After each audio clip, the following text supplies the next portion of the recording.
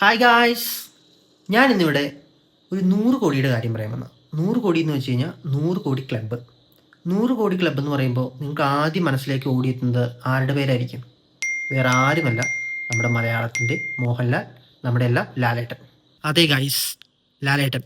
ലാലേട്ടനും 100 കോടി ക്ലബ്ബും. ഇപ്പോൾ നിലവിൽ ലാലേട്ടൻ്റെ പേരിൽ 5 100 കോടി പടങ്ങളും 3 200 കോടി പടങ്ങളും ഉണ്ട്. അത് ദൃശ്യം സ്റ്റിൽ റണ്ണിങ് ആണ്. അത് എത്ര കയറുമെന്ന് നമുക്ക് കണ്ടറിയാം. ഇപ്പം അതല്ല നമ്മുടെ വിഷയം. ഇപ്പം നമ്മുടെ വിഷയം 100 കോടിയാണ്. അതായത് എന്തുകൊണ്ടായിരിക്കാം ലാലേട്ടൻ്റെ പടത്തിന് പോസിറ്റീവ് വരുമ്പോൾ 100 കോടി ഈസി ആയിട്ട് ടച്ച് ചെയ്യുന്നതും ബാക്കിയുള്ള നടന്മാർക്ക് അത് കുറച്ച് ടഫായിട്ടിരിക്കുന്നതും? അതിന് കുറച്ച് ഫാക്ടേഴ്സ് ഉണ്ട്. ആ ഫാക്ടറുകളാണ് ഞാൻ ഇന്നിവിടെ ഈ വീഡിയോയിലൂടെ പറയാൻ പോകുന്നത്. അതിലെ ഒന്നാമത്തെ ഫാക്ടറാണ് ലാലേട്ടൻ. ലാലേട്ടൻ എന്ന ഫാക്ടർ ഇതിൽ മെയിൻ ഒരു ഘടകമാണ്. ലാലേട്ടൻ്റെ ബോക്സ് ഓഫീസ് വിജയങ്ങൾക്ക് കാരണമാകുന്ന ഒരു കാര്യം ലാലേട്ടൻ്റെ സ്റ്റാർഡമാണ്. അതിനി മറ്റ് ഫാൻസുകാർ ഇപ്പോൾ എന്നെ വന്ന് തെറി പറഞ്ഞാലും അവരത് സമ്മതിച്ചില്ലേലും അതാണ് സത്യം. ഇന്ന് മലയാളത്തിൽ ലാലേട്ടനുള്ള അത്രയും ഒരു ഫാൻസ് പവർ, ആ ഒരു സ്റ്റാർഡം മറ്റൊരു നടനുമില്ല. അത് ഏത് ഫാൻസിന് കുരു പൊട്ടിയാലും അതാണ് സത്യം. അപ്പോൾ ആ സ്റ്റാർഡം ലാലേട്ടൻ്റെ ബോക്സ് ഓഫീസ് കളക്ഷന് ഒരുപാട് സഹായകമായിട്ട് ഉള്ള ഒന്നാണ്. അതുപോലെ തന്നെ ആ സ്റ്റാർഡത്തിൽ വരുന്നതാണ് രണ്ടാമത്തെ ഫാക്ടർ. രണ്ടാമത്തെ ഫാക്ടർ എന്താണെന്ന് വെച്ച് കഴിഞ്ഞാൽ ആഗോള മലയാളി പ്രേക്ഷകരുടെ ഒരു പിന്തുണയുണ്ട്. അതായത് ലോകത്തെമ്പാടുമുള്ള മലയാളി പ്രേക്ഷകർ ലാലേട്ടൻ്റെ പടം പോസിറ്റീവ് ആണെന്ന് അറിഞ്ഞു കഴിയുമ്പോൾ അവരത് പോയി കാണും. അത് ബോക്സ് ഓഫീസ് വിജയത്തിന് വലിയൊരു ഘടകമാണ്. മൂന്നാമത്തെ ഫാക്ടറായിട്ട് വരുന്നത് എല്ലാ തരം പ്രേക്ഷകരെയും തിയേറ്ററിലേക്ക് കൊണ്ടുവരാൻ കഴിയുന്ന രീതിയിലുള്ള സിനിമകളാണ്. 4 വയസ്സുള്ള കൊച്ചിനെ തൊട്ട് 90 വയസ്സുള്ള അപ്പാപ്പന്മാരെ വരെ തിയേറ്ററിലേക്ക് ലാലേട്ടൻ്റെ പടങ്ങളിൽ വരുന്നത് നമ്മൾ കണ്ടിട്ടുണ്ട്. അതൊരു വലിയൊരു കാര്യമാണത്.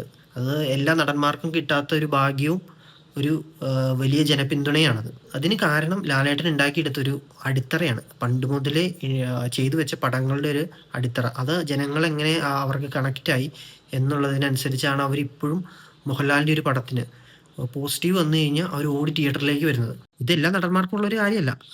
അന്ന് എഴുതിയത് ബാക്കിയുള്ള നടന്മാർക്ക് ഒട്ടും ഇല്ല എന്നല്ല ഞാൻ പറഞ്ഞത്. ഇത് ലാലേട്ടന് കുറച്ച് കൂടുതലാണ്. അതുകൊണ്ടാണ് ഫാമിലി ഓഡിയൻസ് കൂടുതലും കയറുന്നതും കൂടുതൽ കളക്ഷൻ കിട്ടുന്നതും. നിങ്ങളൊരു കാര്യം മനസ്സിലാക്കേണ്ടത്, ഒരു സിനിമയ്ക്ക് കളക്ഷൻ കിട്ടുന്നത് ഫാൻസുകാർ കയറിയാൽ മാത്രം ആ സിനിമയ്ക്ക് കളക്ഷൻ കയറില്ല.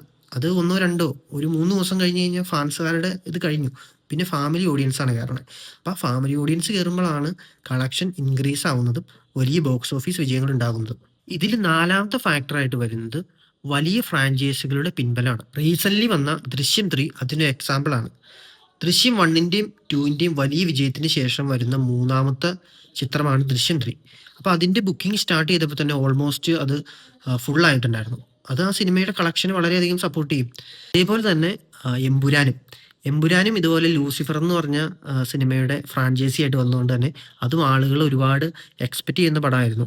അത് മിക്സഡ് റിവ്യൂ വന്നെങ്കിൽ പോലും അതിൻ്റെ ടിക്കറ്റ് ബുക്കിംഗ് വൻ ബുക്കിംഗ് ആയിരുന്നു. ബുക്ക് മൈ ഷോ വരെ സ്റ്റോപ്പായി പോകുന്ന രീതിയിലുള്ള ബുക്കിംഗ് ആയിരുന്നു എമ്പുരാൻ ഉണ്ടായിരുന്നത്. ഞാൻ ശരിക്കും ഓർക്കുന്നുണ്ട്. അത് അവർ ഒരാഴ്ചത്തോളം ഉള്ള ടിക്കറ്റ് അവർ ഓപ്പൺ ചെയ്തു നേരത്തെ തന്നെ. അതായത് പടം ഇറങ്ങുന്ന റിലീസ് ആവുന്നതിന് മുമ്പ് ഒരാഴ്ച ടിക്കറ്റ് അങ്ങനെ ഒരു പടത്തിനും ഓപ്പൺ ചെയ്യുന്നതല്ല. അവർ ആ പടത്തിന് ഒരാഴ്ചക്കുള്ള ഇത് ഓപ്പൺ ചെയ്തു. അപ്പോൾ തന്നെ അത് ഓൾമോസ്റ്റ് എല്ലാ സ്ക്രീനും ഫുള്ളായിട്ടുണ്ടായിരുന്നു. അത് കാരണം ആ പടത്തിൻ്റെ ഫസ്റ്റ്, അതായത് ലൂസിഫർ എന്ന് പറഞ്ഞ പടത്തിൻ്റെ വലിയൊരു സക്സസ് ഈ രണ്ടാമത്തെ പടത്തിന് അത് സപ്പോർട്ട് ചെയ്യുന്നുണ്ട്.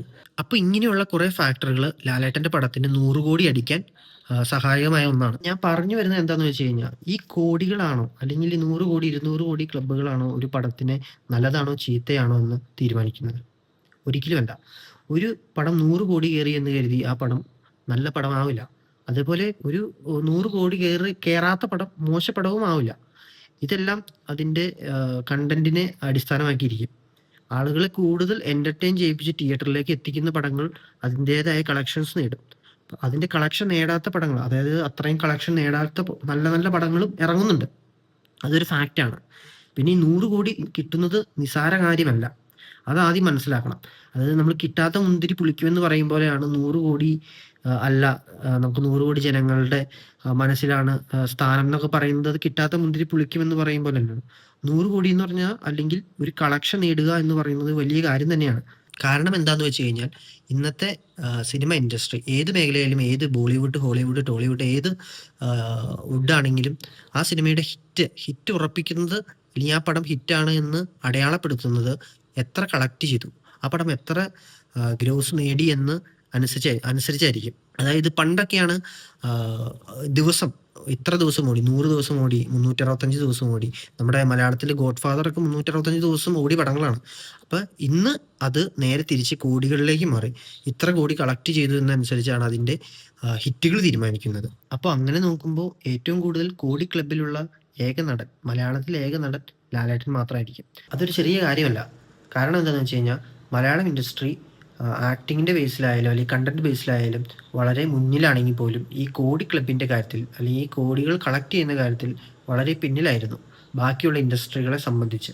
അതായത് നമ്മളെയൊക്കെ ചെറിയ ഇൻഡസ്ട്രിയിൽ നമ്മൾ വിശ്വസിച്ചുകൊണ്ടിരുന്ന കന്നഡ ഇൻഡസ്ട്രി വരെ നല്ല രീതിയിൽ കളക്ട് ചെയ്യാനും ബഡ്ജറ്റ് ഇറക്കി പടങ്ങൾ ചെയ്യാനും തുടങ്ങിയപ്പോൾ നമ്മൾ ആ ഒരു ലെവലിലേക്ക് എത്തിയിട്ടുണ്ടായിരുന്നില്ല. ആ ഒരു ലെവലിലേക്ക് നമ്മുടെ സിനിമ ഇന്ന് എത്ര വലിയ ബിഗ് ബഡ്ജറ്റ് പടങ്ങളും പുൾ ഓഫ് ചെയ്യാൻ നമ്മുടെ സിനിമ വളർന്നിട്ടുണ്ടെങ്കിൽ അതിൻ്റെ ഒരു ഘടകമായിട്ട് മാറിയ ഒരാൾ തന്നെയാണ് ലാലേട്ടൻ. അതിനൊരു സംശയമില്ല. അതിപ്പോൾ ഏത് ഫാൻസുകാർക്കായാലും ഒരു സംശയം വേണ്ട. അത് നമ്മുടെ പടങ്ങളിലെ കോടികളെ സ്വപ്നം കാണാൻ പഠിപ്പിച്ച, മലയാള ഇൻഡസ്ട്രീനെ പഠിപ്പിച്ച ഒരാൾ ലാലേട്ടനാണ്. അതിൽ ഒരു സംശയവും വേണ്ട. അപ്പം ഞാൻ പറഞ്ഞു വന്നത് എന്താണെന്ന് വെച്ച് കഴിഞ്ഞാൽ, ലാലേട്ടൻ 100 കോടി ക്ലബ് അടിക്കുക എന്നുള്ളത് അതൊരിപ്പോൾ ഒരു സാധാ സംഭവം പോലെയായി. നമ്മൾ മലയാള ഇൻഡസ്ട്രി 100 കോടി എന്ന് പറയുന്നത് ഒരുപാട് പടങ്ങൾ 100 കോടി ക്ലബ്ബുകൾ കയറുന്നുണ്ട്. ഇല്ല എന്നല്ല ഞാൻ പറയുന്നത്. ലാലേട്ടൻ്റെ പടങ്ങൾ മാത്രമല്ല. പക്ഷേ ഇങ്ങനെ റിപ്പീറ്റ്ലി 100 കോടി എന്ന് പറയുന്നത് ഒരു സിമ്പിൾ സംഖ്യയായിട്ട് പലർക്കും സ്വപ്നം കാണാൻ പോലും പറ്റാത്ത സംഖ്യ. അതായത് നമ്മുടെ സീനിയർ നടന്മാരെ എടുത്ത് നോക്കുക. ദിലീപേട്ടൻ, ജയറാമേട്ടൻ, സുരേഷേട്ടൻ, മമ്മൂക്ക, ഈ പറയുന്ന എല്ലാവരും സീനിയറാണ്. ലാലേട്ടൻ്റെ കൂടെ തന്നെയുള്ളവരാണ്. എല്ലാം സീനിയർ, എല്ലാവരും ബെസ്റ്റ് ആക്ടേഴ്സാണ്. ഇവർക്കൊക്കെ ടച്ച് ചെയ്യാൻ പറ്റാത്തൊരു കാര്യമാണ് ഇപ്പോഴും ലാലേട്ടൻ സിമ്പിളായിട്ട് ചെയ്തുകൊണ്ടിരിക്കുന്നത്. അത് നമുക്ക് പറയാതിരിക്കാൻ വയ്യ. അതിപ്പോൾ ഇനിയിപ്പോൾ എന്ത് ഇതുണ്ടായാലും അത് പറയാതിരിക്കാൻ വയ്യ. അതുപോലെ തന്നെ ബാക്കിയുള്ള ഇൻഡസ്ട്രികളെ സംബന്ധിച്ച് സൂപ്പർ സ്റ്റാർ എന്നൊരു ലേബൽ ചാർത്തി കഴിഞ്ഞാൽ ആ രീതിയിൽ തന്നെ പോകും. പക്ഷെ ഇവിടെ ആക്ടറും നന്നായിട്ട് ആക്റ്റും ചെയ്യുന്നതോടൊപ്പം തന്നെ സ്റ്റാർഡും നിലനിർത്തി പോകുന്ന ഒരാളാണ് ലാലേട്ടൻ. അതുകൊണ്ടാണ് ലാലേട്ടൻ മറ്റുള്ളവരിൽ നിന്ന് വ്യത്യസ്തമായിട്ടിരിക്കുന്നത്. ഇപ്പോൾ തമിഴിലേക്ക് എടുത്തു കഴിഞ്ഞാൽ അവിടെ സൂപ്പർ സ്റ്റാർ വിജയും അല്ലെങ്കിൽ രജനീകാന്തും ഒക്കെ ആണെങ്കിൽ അവർ ആ സ്റ്റാർഡം മെയിൻറ്റെയിൻ ചെയ്ത് ക്യാരക്ടർ റോൾ ചെയ്യാതെ ആ രീതി തന്നെ പോകുന്നു. അതുപോലെ വേറെ ഇൻഡസ്ട്രികൾ എടുത്താലും അതുപോലെയൊക്കെ തന്നെയാണ്. ഏകദേശം എല്ലാവരും അല്ല, എന്നാലും ഓൾമോസ്റ്റ് അങ്ങനെയാണ്. പക്ഷെ ഇവിടെ എന്ന് വെച്ച് കഴിഞ്ഞാൽ നല്ല സ്റ്റാർഡമുള്ള അങ്ങനത്തെ പടങ്ങൾ ചെയ്യാൻ ശ്രമിക്കുന്നതോടൊപ്പം തന്നെ ആക്ടിങ്ങിനും ഇമ്പോർട്ടൻസ് കൊടുത്ത് അത് താരവും ആക്ടറുമായിട്ട് തന്നെ മുന്നോട്ട് പോകുന്നുണ്ട്. അത് വലിയൊരു കാര്യം തന്നെയാണ്. അപ്പോൾ ചുരുക്കത്തിൽ 4 പതിറ്റാണ്ടുകളായി മലയാളികൾക്ക് അദ്ദേഹത്തോടുള്ള സ്നേഹവും വിശ്വാസവുമാണ് ഈ തിയേറ്ററിലെ വലിയ കളക്ഷനായിട്ട് വരുന്നത്. അത് ഇനിയും തുടർന്നുകൊണ്ടിരിക്കും. ഇനിയും അത് സംഭവിച്ചുകൊണ്ടിരിക്കും. അതിലൊരു മാറ്റവും ഉണ്ടാവില്ല. ഇനിയും നല്ല നല്ല പടങ്ങൾ വരട്ടെ. ഇനിയും നല്ല പടങ്ങൾ, നല്ല സ്ക്രിപ്റ്റുള്ള, നല്ല കണ്ടന്റുള്ള, നല്ല എൻ്റർടൈൻമെൻ്റ് ആയിട്ടുള്ള പടങ്ങൾ വന്നാൽ ഇനിയും വലിയ വലിയ കളക്ഷനുകൾ സിമ്പിളായിട്ട് ലാലേട്ടനെ കൊണ്ട് പുൾ ഓഫ് ചെയ്യാൻ സാധിക്കും. ആർക്കും ഒരു സംശയമില്ല. അത് നമുക്ക് വഴിയെ കാണാം. അപ്പോൾ ഇനിയും ഇതുപോലുള്ള സിനിമ റിലേറ്റഡ് ആയിട്ടുള്ള കണ്ടന്റുകൾക്ക് വേണ്ടിയിട്ട് സബ്സ്ക്രൈബ് ചെയ്യൂ. നിങ്ങളുടെ ഫേവറേറ്റ് നടൻ ആരാണെന്ന് കൂടി കമൻറ്റ് ഇട്ടേക്ക്. അപ്പോൾ നമുക്ക് ഇനി അടുത്തൊരു വീഡിയോ ആയി കാണുന്നവരെ ഗുഡ് ബൈ.